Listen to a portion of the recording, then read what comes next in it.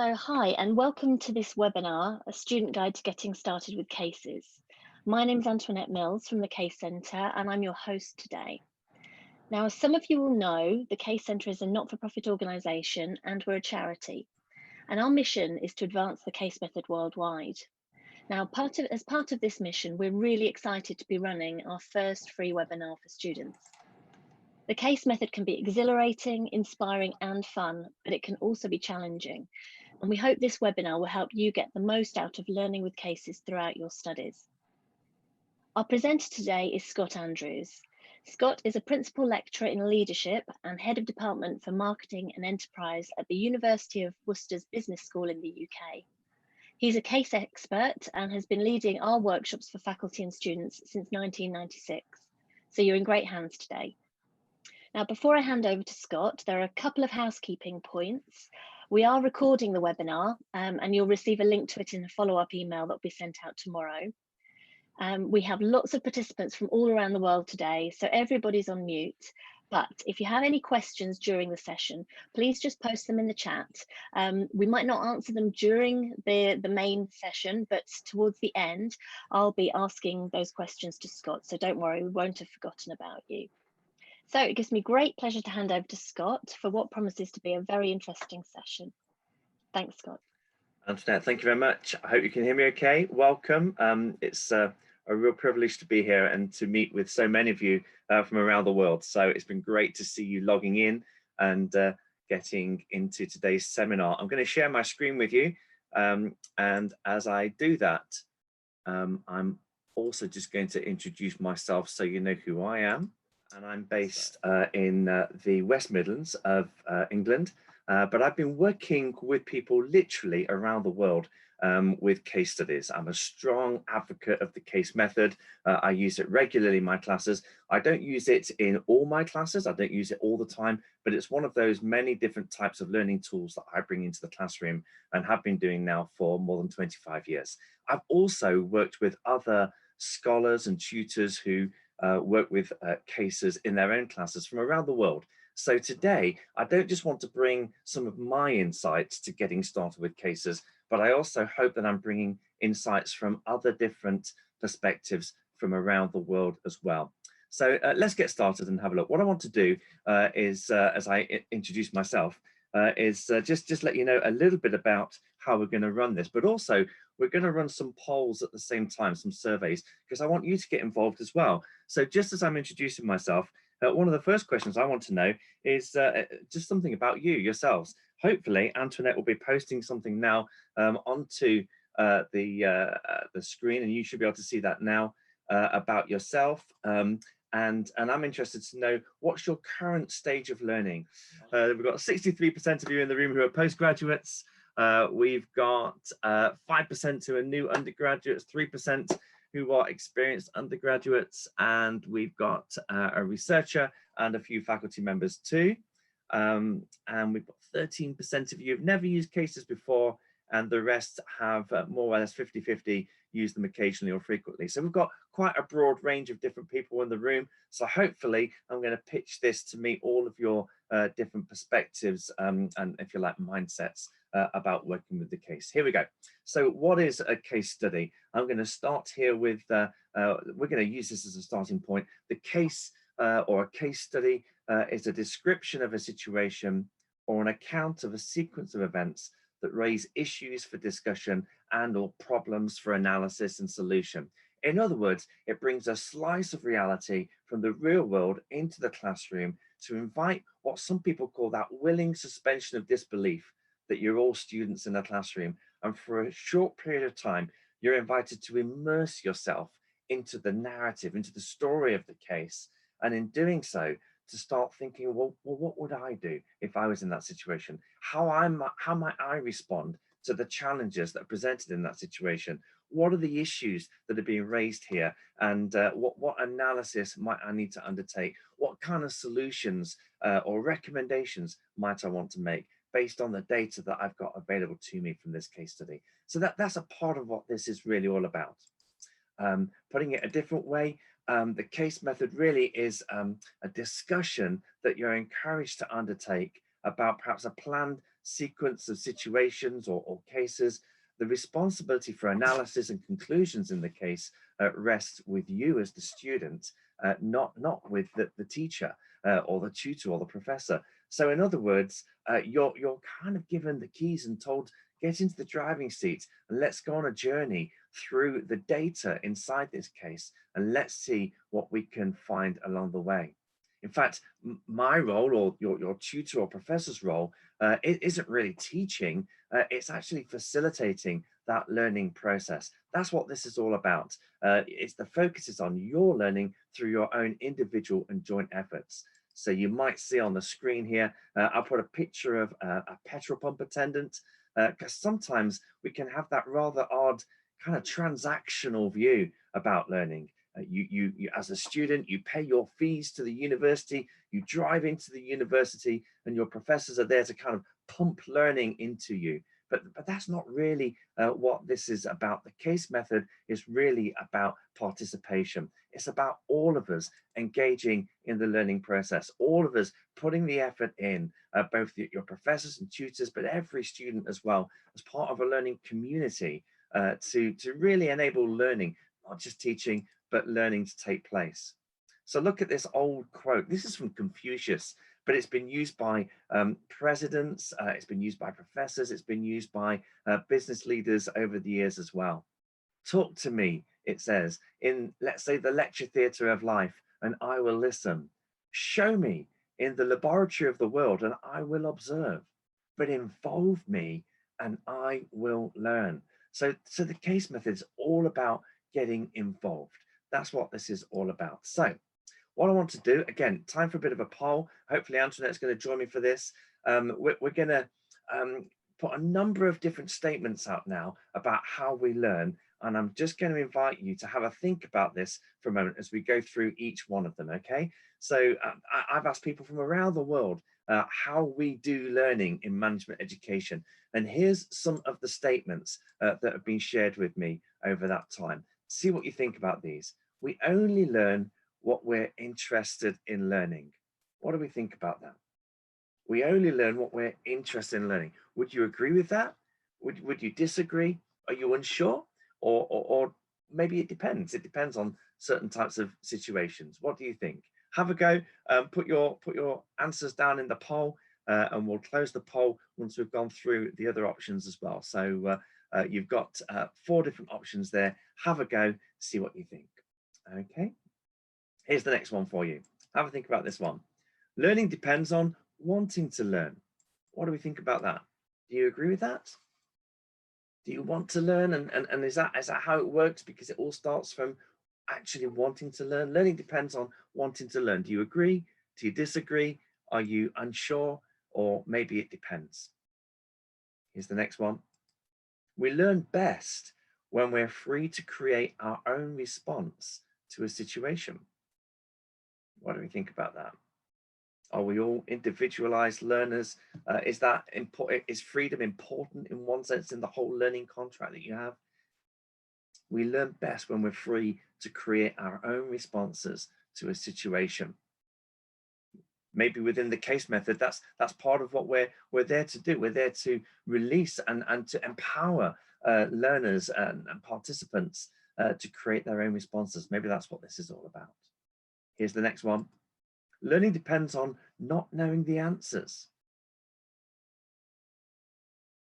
What do we think? If we already know the answers, is there anything that we can learn from it? Do we agree? Do we disagree? Are we unsure? Maybe it depends. Here's the next one. We all learn in our own way. Would we agree with that?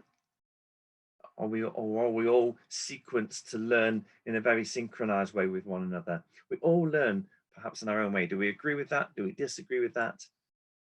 Are we unsure? Or maybe it depends. Here's the next one. Learning is largely an emotional experience. What do we think? There's a lot of information out there about emotional intelligence, and that informs how we practice professionally these days. Learning is largely an emotional experience. Do we agree? Do we disagree? Are we unsure? It depends. All these are questions that are worth you thinking about as you embrace your own studies and as you think about how you're going to be working and engaging with the case method in your sessions. And finally, how about this one? To learn is to change. Change management is one of my key disciplines. I'm a senior principal lecturer in leadership and change management. So I teach change management regularly to my students. So is to learn to change, is that what it's all about? So hopefully you've had a chance to have a go at all those polls. Well, have we got plenty of responses there, Antoinette? We've got a good number of responses. So if you're ready, I'll end the poll and share the results with everybody. Let's go for that then. Okay. Okay, so they will. There we go. Everyone should be able to see the results now. Okay, so interesting. We have lots of agreement with the second statement, perhaps 50% agreement with the first statement. Just moving down. I'm pleased that some of you think it depends. You know, once I was having a conversation with a Harvard professor about management education, and I asked him what's the most important thing that I need to know about management education, and he said the most important thing you need to know is the answer is always it depends. So some of you have got your it depends in there. Let's have a look. Let's have a look at one or two of these. So learning depends on not knowing the answer. Quite a few of you disagree with that. Maybe learning depends on not knowing all the answers. Maybe there isn't always necessarily a right or wrong answer. In management education, we often say there's a little bit of black and a little bit of white, but there's a lot of gray somewhere in between all of that. So maybe that's a good point to think about. Learning depends on wanting to learn, or maybe we just learn best when we want to learn. We only learn what we're interested in learning. Or sometimes stuff happens, doesn't it? And we may not have been interested, we may not have wanted it, but actually stuff happens. And in that process, learning takes place. Sometimes learning happens in the unfortunate circumstances of life.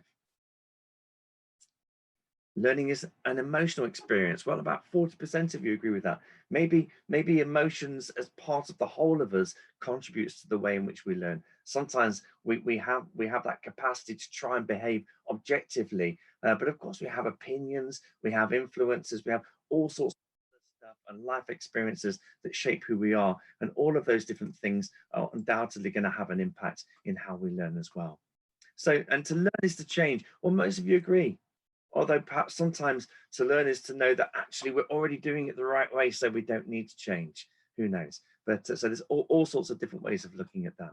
Well, thank you for taking part in that. Hopefully you can see what the value is of engaging in all of this. Involve me and I will learn. That's what we're doing here. We're getting involved in the learning process. Let's see what some other folk have had to say about the case method from other parts of the world. Let's get to Harvard first, because that's where the case method first originated about 100 years ago. And one professor from Harvard says this: case method is not only the most relevant and practical way to learn managerial skills, but it can be exciting and fun as well. But it can be confusing if you don't know much about it. And I would say it can be confusing if you don't prepare as well. And so a lot of today's session is about how to get prepared, to understand what it is that's expected from you as a student, as a participant in the case discussion, and to know how to be prepared. Okay, the case method is a powerful approach. This from Hong Kong. It involves question raising from the tutor perhaps, and is not always solution based. Students can participate in real life decision making. So it gives you a real slice of reality. Over to Switzerland, IMD in Switzerland, a case is a description of a real situation with real people, protagonists, who have to decide something. The data in the case is unlikely to be fully complete. It's often incomplete because we live with those sort of gaps in the real world, don't we? Where we don't always have all the information available to us. But there ought to be enough information or enough signposting in the case study to be able to start to create a picture of the situation that requires some form of action within the story, within the narrative. And the style of a teaching case can be vivid, realistic, convincing. Often students are asked to be the decision maker in the story, in the organization, and often in order to do that, you're required to do some form of analysis, and perhaps be quite creative in the way that you're thinking as well. So there's just a few insights into the kind of expectations when working with the case. Going back to Harvard just for a minute, Professor Malcolm McNair was one of the pioneers of the case method, and very, very later on in life, he was asked to sort of reflect on this. He was actually a literary person. He was a Shakespearean of English literature as his first major. He then went on to be a professor of retail management at Harvard. But he says the case study is a distinct literary form. There's nothing quite like it. And it's interesting to note at the bottom here, he says it's not just fiction, but it may have important elements of a detective story. Sometimes your role as the student is to do some form of kind of detective work to be able to really unpick what should happen next within the organization that you're looking at. So just a few insights from a few people from around the world, but the focus here, it really is all about learning. It's not about teaching. It's not about you coming into a classroom and being taught, but actually it's about getting involved. Involve me and I will learn. It's not about teaching, it's about learning. Okay, so that's the first bit. What is a case study? How do we get started? Now, I had 300 undergraduate students in my session last week online, and they were asking the same question. How do we get started with preparing for a case session? So here's my 7 steps that I'd share with you.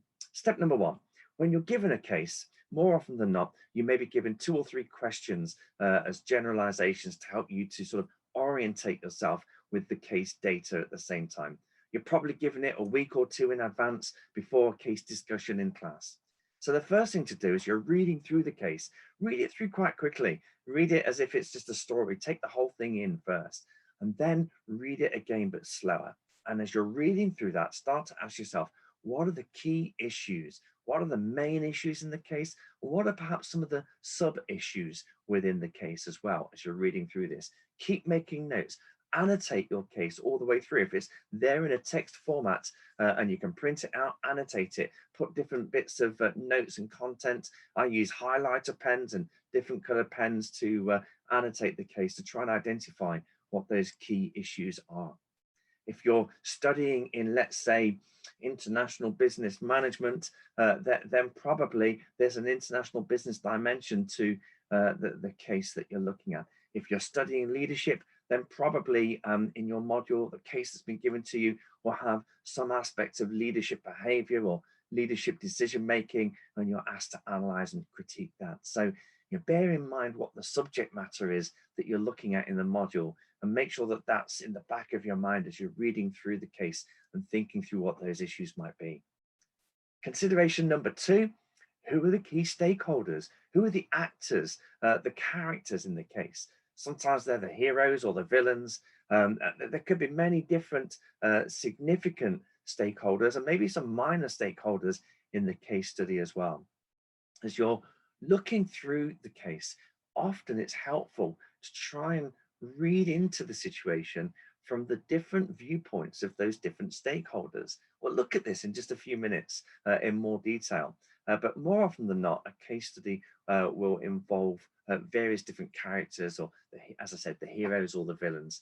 And it's helpful to sometimes step into their shoes and try and imagine the world and the situation that you're reading about from their perspectives. And that might help you. Those viewpoints might help you to better pinpoint the issues and how to tackle the issues in a realistic way in the case study. Point number 3, what extra data is going to be helpful for you to really tackle all the issues in the case study? Now, traditionally, the old-fashioned Harvard case studies used to be really, really big. And they used to say that all the information that you need in order to address the issues raised in the case can be found from the data that's contained in the case. So more often than not, the data is there for a reason, and it's there to help you to analyze the issues in the case. But of course, we live in an information superhighway today. Lots and lots of different places that you can go to with search engines very quickly to identify information. So it might well be worth thinking, are there other places where I could go to perhaps explore this company further? or maybe the context of this company, the sector, the trends, or the environments that are surrounding this organization. What's the legal situation? What are those kind of consumer environments, competitive environments, all those sorts of things? Where might you go to get the extra bits of data that you need to help to address the issues that are raised in the case? Now, the case method isn't just about imparting knowledge, but actually it's about developing lots of different skills as well. Now, a long time ago, when I was a young boy, my dad was a detective, and I used to say to my dad, what is it, Dad, that you do? And he would say, I'm a detective, I solve cases. Because that's what he did. He worked for the police, and his job was to solve cases. So when we think about the case study, we often think that actually what we've got to try and do is solve a case. But actually, there's lots of other skills that we could be trying to develop as we're working with the case method. Maybe they're skills of analysis or critical thinking. Maybe they are decision-making type skills. Perhaps it could be about judging between different options or different courses of action. As we've said already, the case study probably is a bit like a jigsaw puzzle with lots and lots of pieces, but not all of the pieces. So what do we do with the missing bits? How do we handle the assumptions that we have to make for the information we don't have? Maybe the case study is there to help you to look at situations from different points of view. And of course, if you're working as part of a learning community, it's not just being able to share your own views and your own opinions, but it's that capacity to listen to, understand, and collaborate with other people and their opinions too. Undoubtedly, within your management sessions and your classes and your lectures, you'll be encountering lots of aspects of management theory. And so, of course, the case method can be used to help to relate theory to real practical situations as well. So all sorts of skills that could be being stretched and challenged as you work with the case study. And it's worth thinking as you're reading through the case, what kind of skills are being asked of me as I'm preparing for that class discussion? Okay, principal consideration number 5. Are there any particular snags or hidden issues in the case? I'll let you into a little bit of a secret here. Almost all cases have four key structures. So here they are, just here. And normally, if something's hidden, it's hidden somewhere within these 4 structures.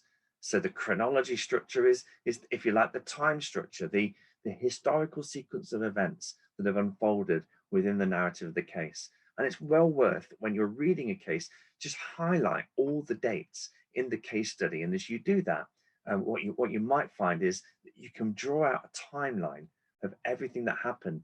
Cases aren't always written in chronological order. So it's worth kind of unpacking all the content in the case to try and identify exactly when different things happened. And it might be that that reveals some interesting secrets about the case. It's also worth thinking about the plot, the characters, the heroes and the villains. Remember, we might look at the case quite objectively, but at the end of the day, sometimes opinions and motives can be more important than facts. And it's sometimes worth just thinking about those characters and what's influencing them. What kind of behavior are they demonstrating? And how is that shaping the situation that's unfolding in the case study? Here we go then. Consideration number 6 out of 7. What management theory, models, or tools can you use, can you apply to the situation that's been unpacked in the case to be able to help you to either analyze some of those key issues that are being raised, or indeed just to make more sense of the issues that are being raised in the case? So each of these tools and models that you're probably receiving in your lectures have value, and it's trying to interpret how to adapt those and apply those to the issues being raised in the case study.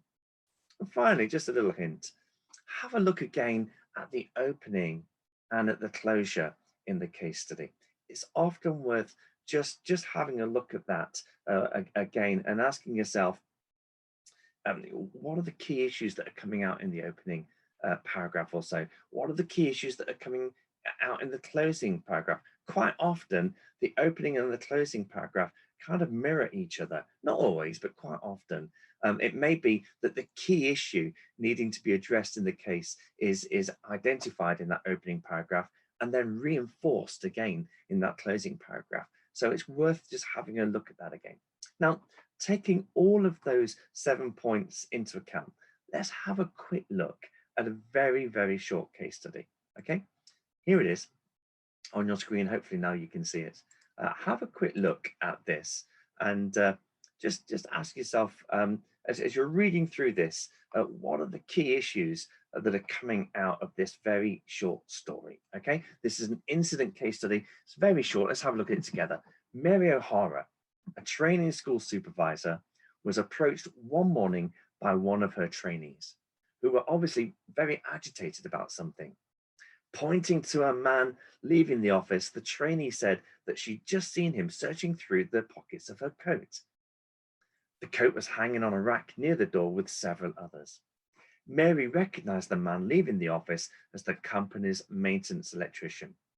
She asked the trainee if there was anything missing from her pockets. The trainee said she didn't think so. Mary O'Hara was unsure what she should do now. Now, as we think about that, it's a very, very brief incident case study. Incident case studies are the type of thing that we can often see introduced in the middle of a lecture, that they probably don't require any preparation on your part. They're just thrown in very quickly, perhaps as a pace breaker in a lecture for you to have a think about. Maybe they explore some of the issues that the lecture's just been unpacking. So let's just imagine we could be in a personnel management lecture or HR or OB type lecture, and this mini case has been given to you. Just in your webinar chat space, just for a moment, those of you that as you're reading through this, why don't you just jot down one or two quick thoughts? What are the key issues you think that strike you as you read this very short incident case? I've got the webinar chat here next to me, so I'm just looking at any points that you might want to raise. What are the key issues you think that are raised in this short incident case? Have a little think, jot a few thoughts down, and let's share a few ideas together just as we're looking through this. You'll note that I've put all 7 of those key points just here on the right hand side of the screen that we've just been working through. Any issues, any thoughts? How should Mary confront the electrician? Thank you. Yeah, indeed. Maybe should Mary confront the electrician in the first place? It does seem interesting, doesn't it, that the case here ends with Mary O'Hara was unsure what she should do now.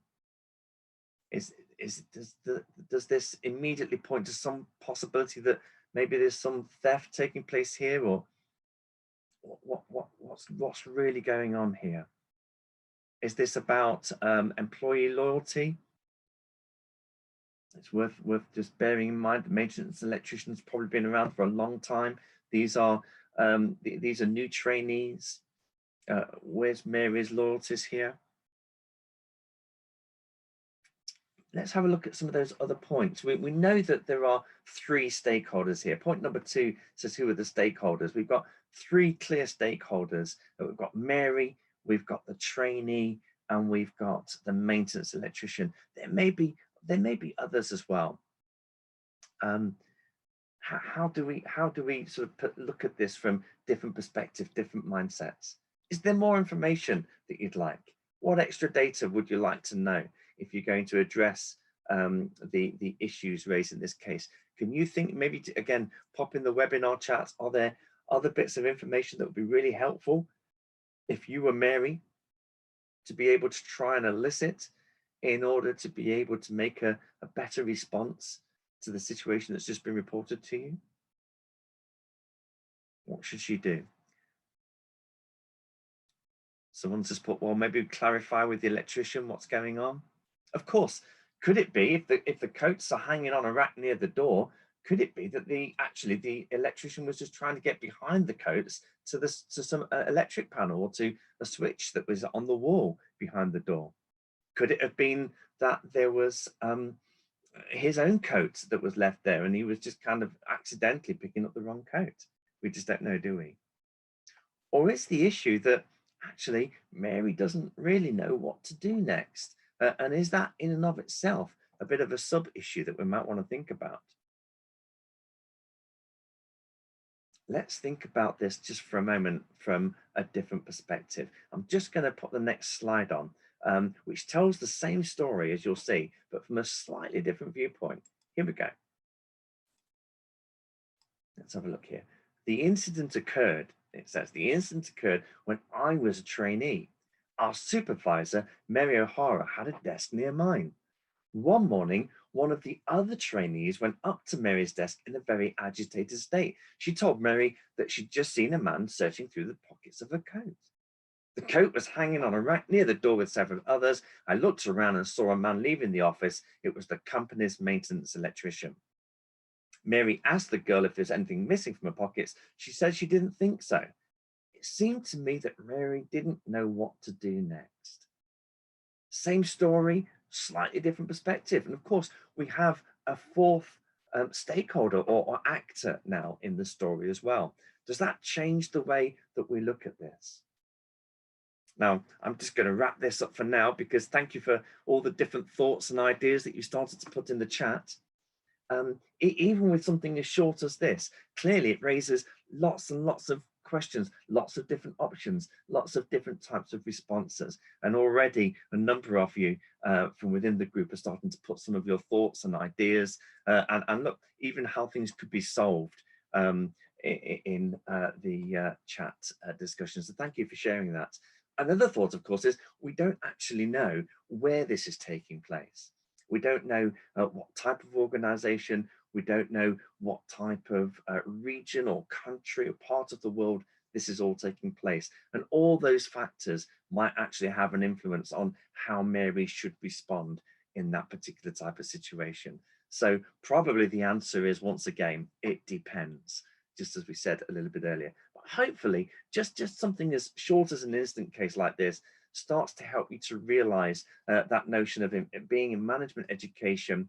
Yes, there's a bit of black, there's a bit of white, but there's a whole heap of gray in between there where we can explore all sorts of different options and issues. Let's move on. I've said that we're going to look at what is a case study, and we've explored that. I've introduced 7 steps that you might want to think about as part of your preparation. Let's very quickly have a look at different types of case study. Okay, so we have lots and lots of different types of case study. The case center where Antoinette is based holds the world's largest collection of management case studies, and there are tens of thousands of different case studies that you can explore and work with, and many of those are brought to students across the world on a weekly basis for them to explore in their class sessions. But actually, when you start to analyze those cases, you can probably break them down into 6 or 7 different types. So let's introduce those very quickly. I've already shown you the first one, which is the incident case study. That very short case study, normally a single issue case, doesn't normally require that much preparation on the part of you as the student.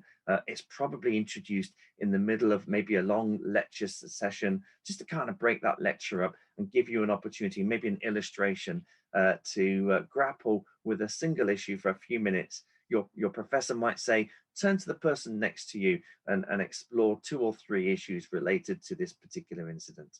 That's your incident case study.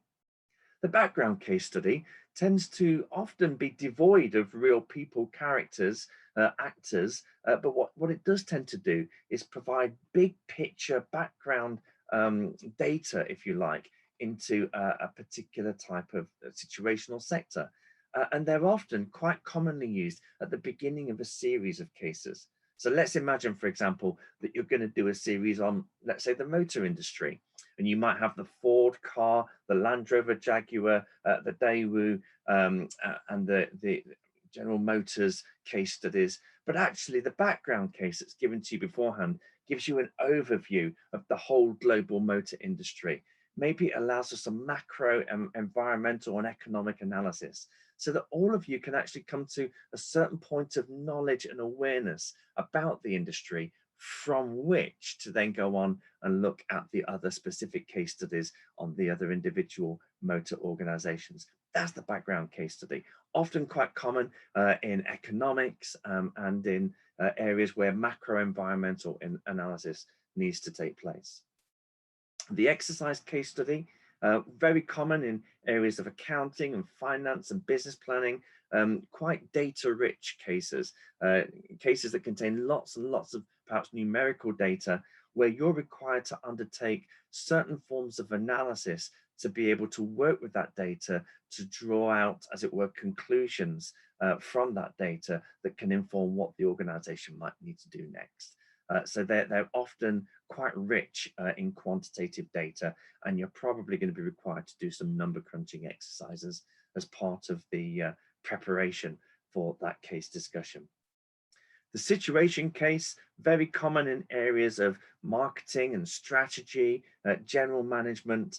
This is where a situation's arisen within an organization, and as the situation is unpacked and described in the case, you're invited to perhaps take the shoes of the protagonist within the case study to be able to imagine, if you were in that situation, what would you do next? What might you do differently? What could have been done to perhaps avoid the situation from happening in the first place? Now, I've already mentioned that the case study is a bit like a jigsaw puzzle with one or two of the pieces missing. But if you could imagine being given a box with lots and lots of pieces inside, and then lots of other bits of pieces from different pictures being put inside to produce a much broader and more complex picture, then you've got the complex case study. Complex case study probably has more data in than you really need.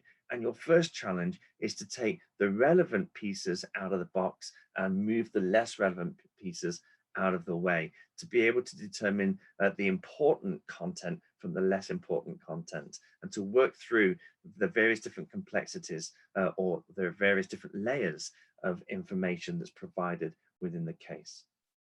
A classic case study is a decision-making case study.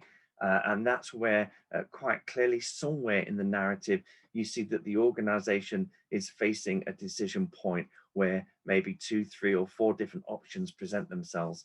Lots of information is provided about the merits of all those options and the company's position on that particular situation.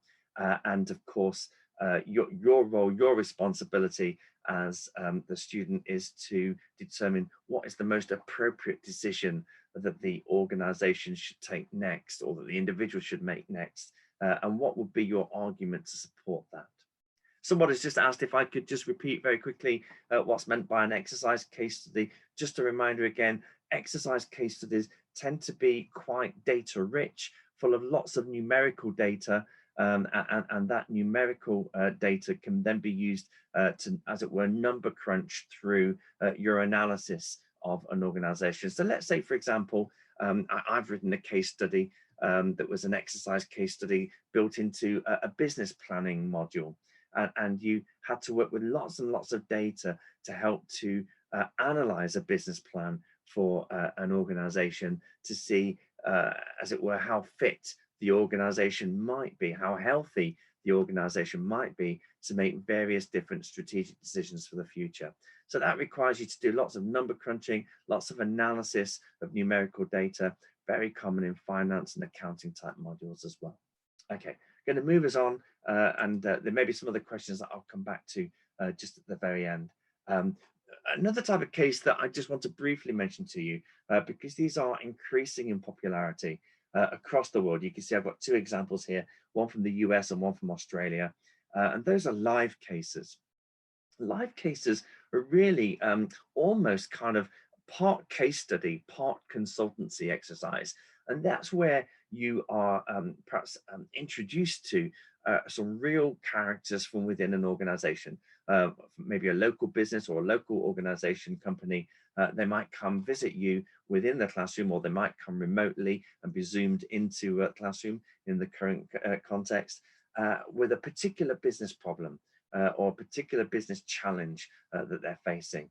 And your job is slightly different to the written case study. Your job is perhaps to be the question raiser in the first instance, and to really grill those individuals to get as much information as you possibly can from which to then be able to start to analyze the different options available to that organization given the current problem that they're facing, and then probably to come back to them afterwards and make recommendations for the changes or the decisions or the options that they might need to choose. So it's quite a common approach that sort of links both the case method of discovery and reflection with a bit of consultancy for a real organization at the same time. And you really have to do your homework when you're preparing for these types of opportunities, because of course you're working not just hypothetically, but you're working with real people coming into the classroom, either virtually or face to face. And so you need to make sure you've got your facts right, and that you're properly prepared with your analysis. So that's just another type of case that you might want to think about. How about in what kind of format the case might be given to you? There are mostly kind of 4 different kinds of formats, or the live case study, the real person. But if we're not working with a live case study, then there's probably 4 different formats. Traditionally, you'd have one single text-based case study, one narrative, one story, all the data contained within the case, not necessarily in chronological order, but there would be a chronology structure to that case study, from which, as you read through, you'll analyze the data to be able to make either recommendations or decisions for the organization.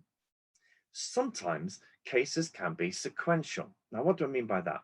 That could be where you're given a, if you like, a bite-sized case study with a certain amount of information. And you can see I've put a little diagram on the screen here.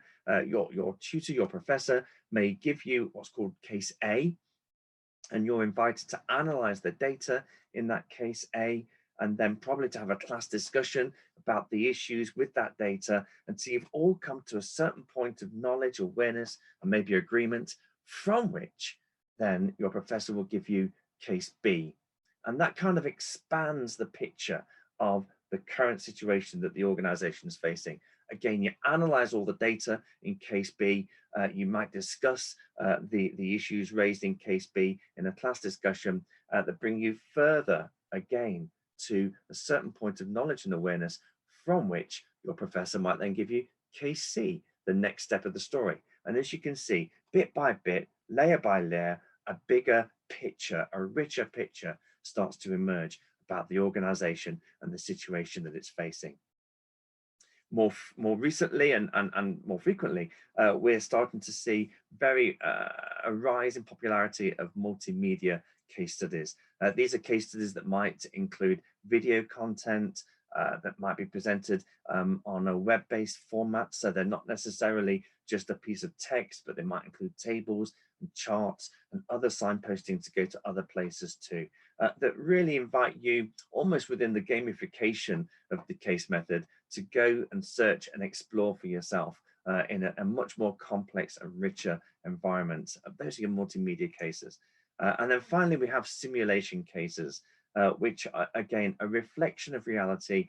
You're put into a particular simulation of a particular event that the organization's having to embrace. You have to make decisions as part of that simulation. And as you make those decisions, it allows you to progress further and further and deeper into the simulation, up to a certain point of, if you like, decision making or a certain point of responsiveness. So those are simulation cases, always really, really engaging. Again, you have to immerse yourself very quickly in the data to get involved in the situation that's surfacing within the simulation of the case. 4 different types of presentational formats. Okay, so how we're doing? Got just a few more minutes to wrap this up. The final section, you're probably thinking, my goodness, that's an awful lot to take in, but where can I go to get more support for this? Well, clearly a starting point would be to go to the case center. So don't be left out in the cold. There's lots and lots of resources available, and I'm sure Antoinette, as we wrap things up, will tell you a little bit more about how you can access more information from the case center to be able to better prepare you for working with cases in the future. It might also be that you're required to write your own cases as part of maybe an assessment exercise, and there's guidance on how you can do that as well in the Case Centre's resources. I want to particularly flag up one resource. I've got a vested interest in this one because I helped and worked with the Case Centre to help prepare it. But I heartily recommend this to you. It's an interactive online study guide that helps you to pick up many of the issues that we've talked about in today's webinar. Practical tips, tricks, and tools for students to be able to engage with the case study method. I'm just going to very quickly take you through it so that you can see what you could be able to access if you wanted to work with this guide, which is available from the Case Centre. First of all, it goes through 4 different phases of preparing for the case study. The first phase talks through different ways in which you can read the case, analysing it in light of questions that might be given to you by the tutor. There's even a case embedded in this of a failing airline company, and you're invited to imagine that you're a student preparing for that class and how you might read the case, how you might annotate the case, and how you might start to put some of your analysis onto some extra notes as part of your preparation for a class discussion. The next section then invites you to think about who the key characters are in the case study, the key protagonist and those who have other supportive roles. What are the key issues and what are the underlying issues in the case study, the secondary issues in the case study as well. The next stage then says, okay, well, what models and theories and concepts can we bring into our thinking to help us to better analyze or make sense of the information in the case? What number crunching do I need to do to be able to analyze any data that's there? Is there other data that I need to find? All those 7 pointers that we talked about earlier on in this webinar. What assumptions do I need to make? And then finally, stage 4, what are the actions that I need to take? Are there options that need to be considered? How do I evaluate the merits of all those options? What's your preferred option? What's the evidence to support this? How do you build an argument behind your preferred choice? And as you can see from this image here, there's video. I bring a little bit of video into each of these elements of case preparation. There's also some quizzes and games that are built into this. There are videos of a real case class taking place, just to give you some insights into what to expect when you're participating in that discussion. There's a section that looks at assessments and how you might prepare for using cases for assessment. And that finally, there's a resources section at the end. And in that resources section, you can download your own comments that you've been logging in. You can download the case study. You can download a copy of the case study that's been annotated by me with all of my own thoughts about what I would do if I was a student looking at a case like this. And there's also a case analysis form that you can then produce at the end as a PDF with all your comments on. And there's a blank template of that form that you might find really helpful. Here's what the form looks like. You can see one of the pages of the case analysis form, and you start to fill in all the various different sections of this form, and then you can kind of print off or save a PDF of this at the end. And as I said, you can take a blank template of this away that you can use as you're analyzing and preparing for other cases in your classes throughout the forthcoming semester. So various different coaching sessions throughout the interactive guide, and it's there and it's available from the Case Centre if you're interested. I've been told that there's literally thousands now of these that have actually been adopted by students across the world. More than 270 different organizations across the world are now using this interactive guide. So I do sort of encourage you to have a look at it, and it should hopefully give you kind of a platform and some tools that you can use to help you to better analyze cases. After all, when you go into that case discussion, what is it that your professors are trying to encourage? I've been asking tutors at some of the workshops and training programs that I've been running around the world, what is it that they're looking for in that class discussion? What's the contribution that they're looking for? And I've got a list here of some of those insights, the things that they look to reward, and the things that you should be guarding against, really. So clearly, one of those things is that reluctance to contribute. You involve me and I will learn. Remember when we said that earlier? So have a mindset that says, I'm going to have a go. I'm going to get involved. I'm going to contribute something, and I'm just going to give it my best shot. What are those other things that have been rewarded? Well, insightful comments, persuasiveness, mental agility, prepared to take risks, balancing intuition and analysis, what the head says and what the heart says, balancing all of that, and having a humility and a sensitivity towards others. All the sorts of things that professors tell me they look to reward in a case discussion. Hopefully there's some helpful insights just there. Finally, just as I wrap this up, probably many of you right now, because of the current COVID situation, are finding yourself having to undertake programs that are now shifting more to online delivery. And so you'll be finding yourself involved in cases that are being delivered online as well. There's a lot of research on the Case Centre's website about how case studies are being shifted to online delivery. And I've just unpacked a little bit of research here from a professor based at Columbia Business School. 3 quick things that professors are thinking about right now as they're preparing to deliver cases in class in the forthcoming semester.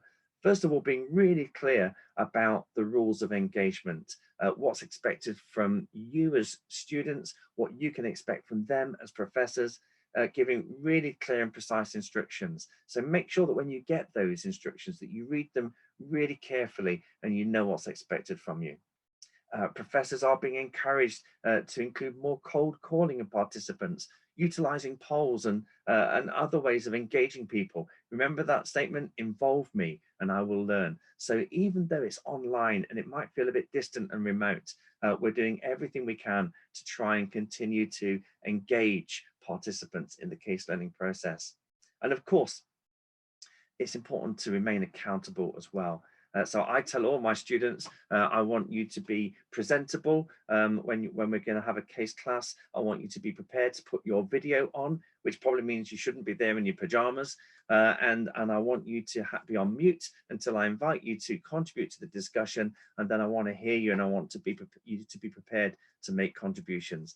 I'll involve lots of polls. And if I'm recognizing there are 1 or 2 students who are not really contributing as much, I'll start to give them a bit of a nudge to encourage them to get more involved. So hopefully there's a few sort of, appetizers there and bits of information to help you in your own preparations. I've used lots and lots of different references throughout this webinar time. So there's a list of all the references there. And I'm sure Antoinette's going to be making all of these slides available to you if she hasn't done already as well. So I think I'm probably there. I'm probably going to press pause now, bring in Antoinette and see if there are any questions that are being raised. Yep, we have had some questions in the chat. Now, Sukanya says, when solving an exercise case and going through numerical data, how do we approach and analyze it? Is there any prerequisites that we need? Are there any particular concepts? Okay, that's a really good question. And as always, the answer is it depends. It depends on the type of exercise. And it depends on what you've already had in your previous sessions. More often than not, I would expect that your professors have probably already introduced you to various aspects of management theory or accounting theory or calculating practice that you would bring into that exercise case. But remember, the exercise case isn't just an exercise. There is a sort of a so what element to the case study as well. So you're probably having to analyze data in order to be able to make recommendations or decisions for the organization. So I would say, have a look at the bigger picture as well. Make sure that you're understanding why you're doing the exercises that you're doing and what this should be contributing to for the particular situation that's being described in the case itself. Okay, thank you. And from Shashank Sengar, they ask, how do you get the best inference from a case which doesn't explicitly mention questions? Okay, good point. Well, first of all, what I tend to do is try not to have questions within the case itself. So you could be one of my students, but what I tend to do is I tend to provide 2 or 3 generalized questions that actually are kind of theme raisers as I hand the case study out. If you're not getting that, then I would say just have a look at the course outline. In your module outline for whatever course it is that you're doing, there are probably some key learning objectives or key learning themes that are identified, and be guided by those, because those are the themes that your professors have got to make sure are being addressed as they're working with the case study with you. So sometimes you have to do a bit of detective work yourself. Have a look if the professor's not giving you questions himself or herself, and there are no questions in the case either, and you've just been told to read it and analyze it, ready for a class discussion. Have a look at your module information, the intended learning outcomes, and let that help to shape the way you work through the case data. Okay, thank you. And from Lekha Ravi, now I think that Lekha must be a member of faculty, because the question is, can we teach a case ignoring the teaching note? Oh yes. Oh well. Yes, you can. And actually, as a faculty member, I would say always write your own teaching note, or write your own map, if you like, so that you know how you want to journey through that case data. So this is, yep, this is for faculty people who are listening in. But what I often tend to do as I draw out my map for preparing to use somebody else's case is I tend to look at their teaching note afterwards, and then cross-reference the information from their teaching note into my map as part of my preparation for using the case in class. So kind of yes, but no. Make sure you've got your map that's specific to your students and their learning needs, but cross-reference, if you've got the opportunity to the author's teaching note, just to see if there's some extra helpful hints that come with that. Okay, and one from Sanjay, are we allowed to make lots of assumptions when crunching the numbers? Absolutely. Sometimes you have to, because not all the pieces are there. What I would say is be prepared to argue the adequacy of the assumptions that you're making. If you're having to make assumptions, which we always have to, that's a part of management practice, to have to make assumptions, but it's how you are, excuse me, how you argue the adequacy of those assumptions that really counts. So be prepared to defend them.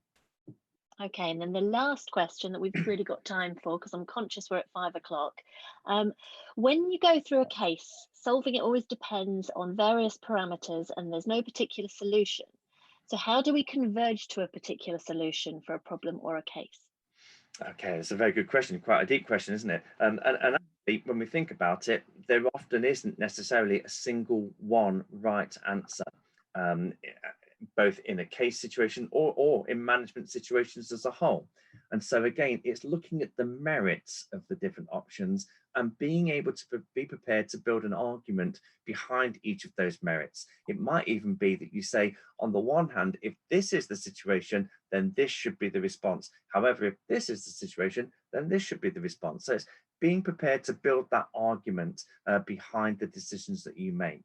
There isn't always necessarily a right or wrong answer. And if I've got time, Antoinette, one very quick thing, sometimes your professor is able to tell you what the company really did do next, that all important what happened next question.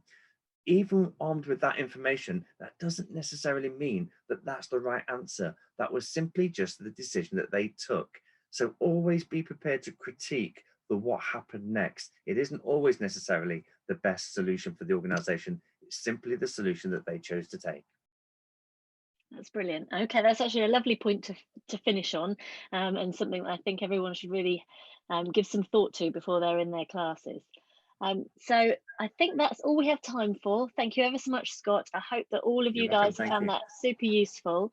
I'll be in touch tomorrow, and I'll send you a link to the recording of the video. So please feel free to share that with any of your colleagues, any other students that you think might find it useful.